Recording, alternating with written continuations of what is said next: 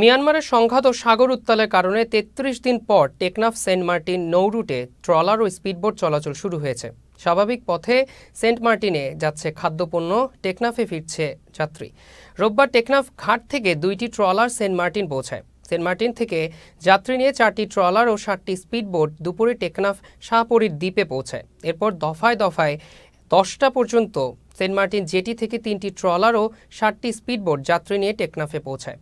সেখানে প্রায় ২৫০ জনের বেশি যাত্রী ছিল। সেন্ট মার্টিন ইউনিয়ন পরিষদের চেয়ারম্যান মুজিবুর রহমান বলেন, মিয়ানমারের সংঘাতের কারণে টেকনাফ সেন্ট মার্টিন রুটে নৌযান চলাচল বন্ধ হয়ে যায়, কিন্তু প্রশাসনের সহযোগিতায় বিকল্প পথে দুইবার সেন্ট মার্টিনে আসা যাওয়া করে ট্রলার। পরবর্তীতে সাগর উত্তাল থাকায় বিকল্প পথও বন্ধ হয়ে যায়। অবশেষে রোববার থেকে সেন্ট মার্টিন জেটি থেকে যাত্রী নিয়ে টেকনাফের উদ্দেশ্যে নৌযান চলাচল শুরু হয়।